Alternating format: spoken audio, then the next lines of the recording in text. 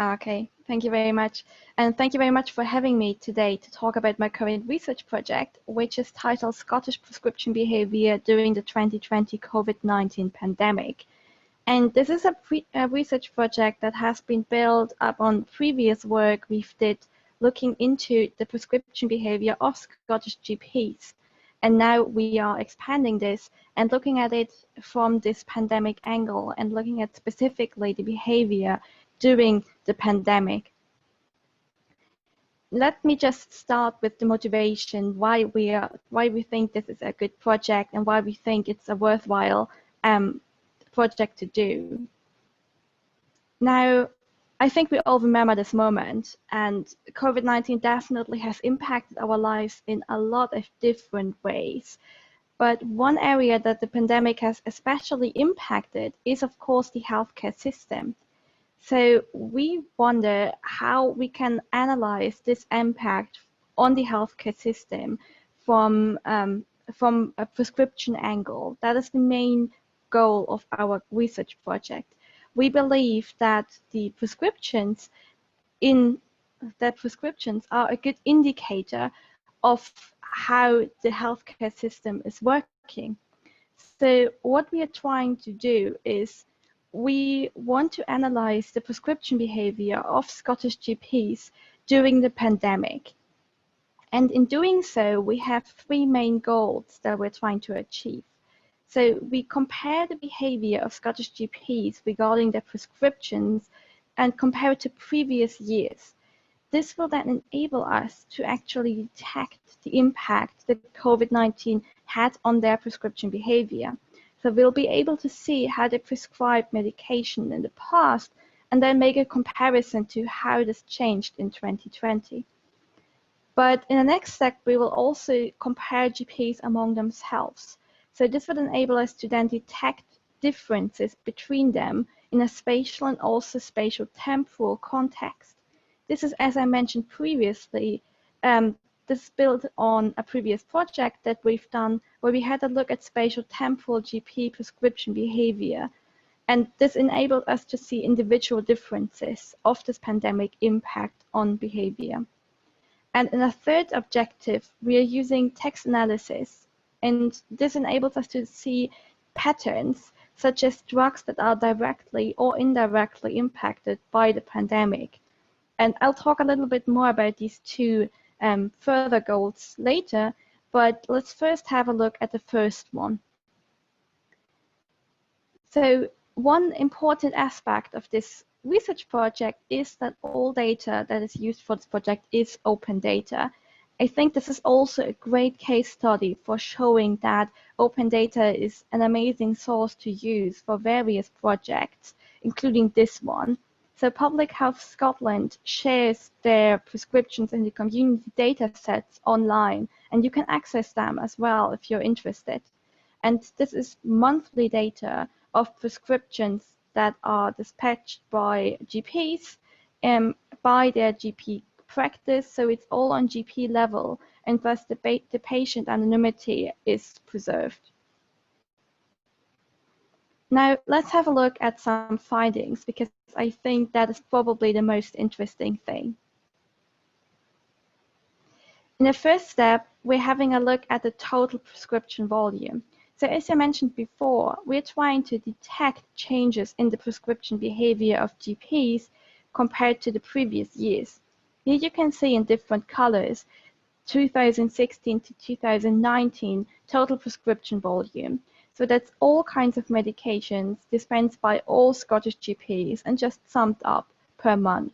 You can see that's a fairly similar pattern over time. We can see some dips and some spikes. And now we're trying to compare this to 2020 data.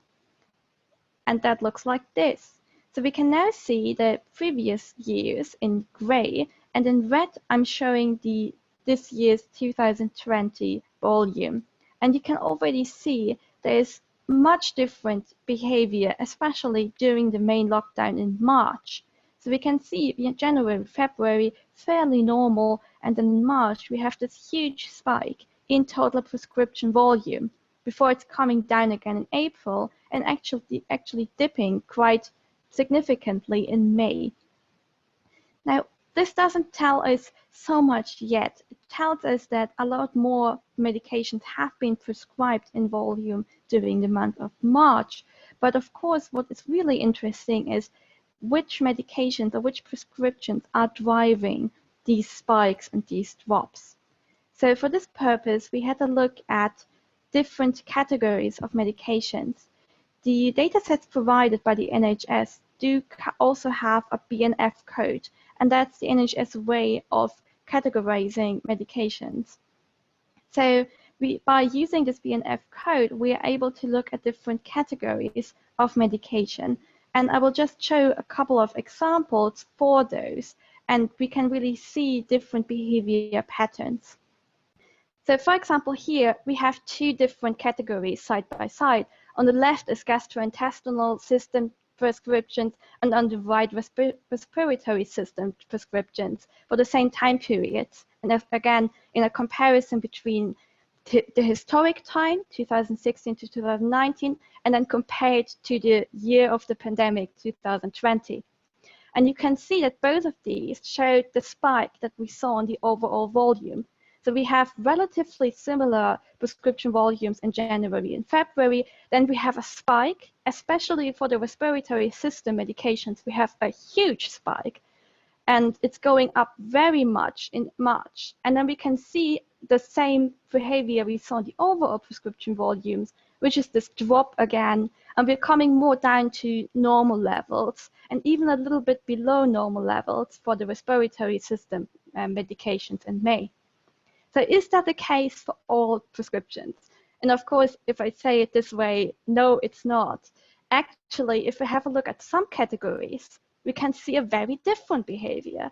So here on the left, we can see eye medications, and on the right, we can see drugs for treating illnesses of ear, nose, and similar systems.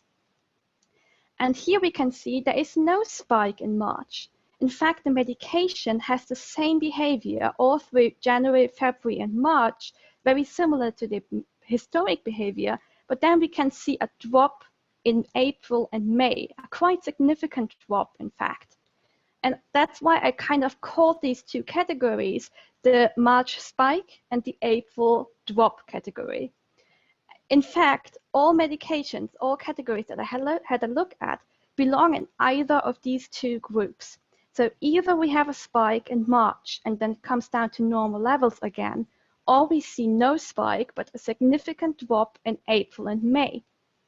And what does this tell us? Now, it does tell us that GPs prescribed during the beginning of the pandemic and also during the early months of the pandemic different medications. So this might tell us that for some conditions, people did not go to their GP so much. So for example, if they had an eye infection, they did not go to their GP during April and May. But if they had a respiratory condition, they definitely went to their GP in March. And this just tells us how people are using their GPs during the pandemic. It might show us what they're worried about. It might also show us whether they are staying at home with some conditions because they think they don't want to go to the GP, they don't feel safe going to the GP, or they might not feel the issue is serious enough, etc. So we can really see and make sense of the way that people are behaving during the pandemic. So what is the next steps? Because this is what we've looked at so far, but as I mentioned before in the objectives, we have great plans to go forward with this. And one of these ideas is that we want to understand nuances in the impact that the pandemic has on prescription behavior. So we now saw the overall impact that it might have on different categories and also the overall prescription volume of GPs. But we want to really see nuances in why are things happening, and also are they happening everywhere at the same time, or are there differences and dynamics that we can detect? So this is why we have two further objectives that we're trying to pursue now. And the first is that we're interested in spatial differences in the prescription behavior and also in any temporal dynamics. So for example, are some spikes or drops happening earlier or later in specific regions of the country, maybe in urban regions or rural regions, etc. And the second one is that we want to know about these direct and indirect effects that things like news articles have on prescriptions. So in order to answer the first question, we are using something called unsupervised machine learning or cluster analysis to analyze different GPs based on their prescription behavior. Now, this is based on previous work that we've done where we analyze group dynamics of GPs in Scotland. And for this purpose, what we did is we had a look at GPs, and then we had a look at their prescription behavior over time and also in different spatial regions of the country. And we used an algorithm for that to then group together these GPs based on their behavior over time in different regions. And this gave us groups of GPs that are in a similar region of the country and prescribe medication in a similar way. So have similar methods, similar dynamics and spikes and drops. We had a look at antibiotics in this case specifically because antibiotic prescription behavior is an issue of some concern to the NHS and the health system. Because as you might know, antibiotics shouldn't be overprescribed as they can then lose their effectiveness. And in general, the NHS has been trying to reduce the amount of antibiotics that are being prescribed for illnesses that they shouldn't be used for, that they are not as effective in treating, or that they're not effective at all. So we had a look at antibiotic prescription behavior for that, and we could see differences in, for example, urban regions and rural regions, and we could see that the belt area had a very different behavior than the highlands. And this group behavior then gave us the ability to actually analyze the groups of GPs instead of the individual ones. This, of course, then gave us also the ability that GPs could be compared within their groups of peers. So if they then had suddenly a very high or very low prescription behavior compared to their group peers, then we knew, okay, there's something going on, there's some kind of extreme behavior, and then this could be investigated further. Now, why does this matter in this case? If we look at COVID, we know that there's spatial patterns, how the disease is distributed through the country. And we know there are differences in some regions, which is, of course, why we now are being introduced to this tier system, how we manage the risk of COVID in different regions. So we know there are spatial differences. But the question is, are there also spatial differences in the prescription behavior that we saw earlier? So we know some categories have a spike, some have a drop. And the question is, can we detect these spikes and drops in different ways in different regions? So you can see here these beautiful two pictures. And the question is, are the differences between, for example, the rural highlands and how medication are prescribed there during the pandemic versus urban Glasgow? That's the first part that we want to answer. And I think this is a very exciting question, but the other is also not any less exciting to understand, because here we are looking at how we can use natural language processing, NLP, to analyze any effects on prescriptions during the pandemic. So we will use NLP to analyze medical documents, but also government measures and documents that they put out, as well as news articles.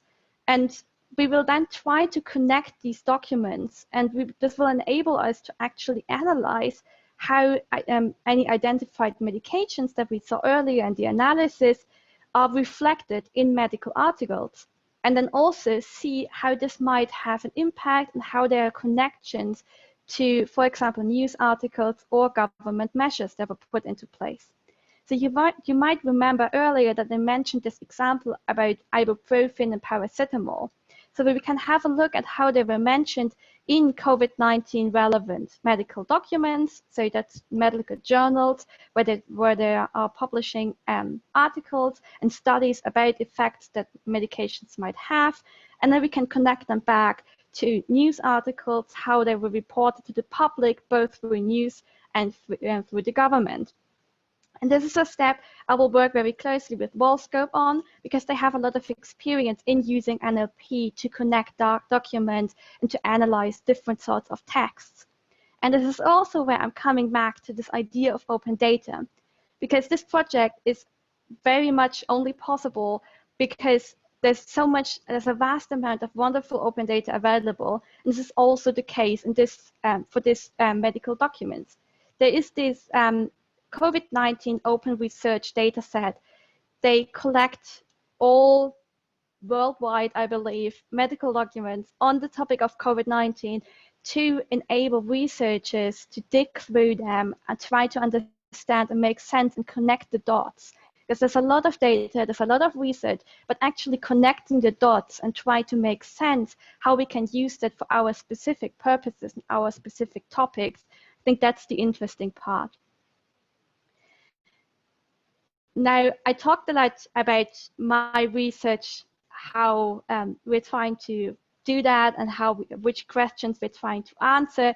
And I would very much like to hear your thoughts about this. You notice that we're still in the kind of drafting phase, so to speak. So we have amazing insights into prescription behavior already, and now we're trying to kind of take this a bit further and dig deeper into the nuances of this. And therefore, I'm very much interested to hear your thoughts. Maybe there's something, a perspective that you might have, maybe from your background in medicine or from your background in public health, that you say, okay, I heard about this. Maybe this is an issue that's also connected to this. Why not look into that? So I would very much like to hear your questions. Please feel free to ask them now. But if you would like to talk further about this privately, I'm also happy to do that. That's why I put my email address here on the screen. So if you have questions, insights, input, then please do feel free to email me. Thank you very much. Thank you, Antonia. If anyone from the public has questions, please raise your hands as the function on Zoom should allow you to, or type in the question on the Q&A. We'll give you a few minutes for that. If any of the panelists also have a question, please. Oh, we have a couple of questions first. So person on top of the list is Morag, so I'll unmute Morag now. Hi, Antonia. I have a question for you. It's from personal experience of two elderly parents with recurrent urinary tract infections, which meant antibiotics. And in most cases, it required more than one prescription. And I was a bit suspicious that they were limiting the prescriptions, which then meant the infection wasn't cleared. But does your data have the ability to look and investigate a specific illness versus prescription levels? Yes, the answer is unfortunately not. So one of the disadvantages of open data is, of course, that because it's so publicly available, it's very much it minimizes the risks of any identifying information, and therefore all I have is on GP level which kind of medication is prescribed in which volume per month, I believe. So I don't have information on the diagnosis. I don't have information on who the patient is, why they came into the practice. I just have it on GP level. Yeah, I thought so. Thanks very much. Thanks, Morag. We have another question from Eleanor Mitchell. Eleanor, you should be able to unmute yourself. Yep, I have. Thank you. So, Antonia, that was really interesting. Thank you very much for that. I was interested in whether or not you also looked at prescriptions that were issued by pharmacists, because in most conditions, people do go to the pharmacist rather than the GP. Yeah, that's a very good point. So I'm looking at GP prescriptions only at the moment. I believe pharmacists are also available. I think data for that is also available. So you're right. This is another perspective that could be added to see whether there are differences in behavior in going to the GP versus going to the pharmacy. So thank you very much. I will take a note of this and I will have a look and investigate. Great. I think that if anyone has any other question, we still have a couple of minutes. If not, then we will. Thank you very much, Antonia. I never get tired of hearing this presentation. I think it's some brilliant analysis we're doing, and you never know what's coming next. We never know if there's going to be another phase of this, and I think this kind of investigation is very useful to prepare us for the future.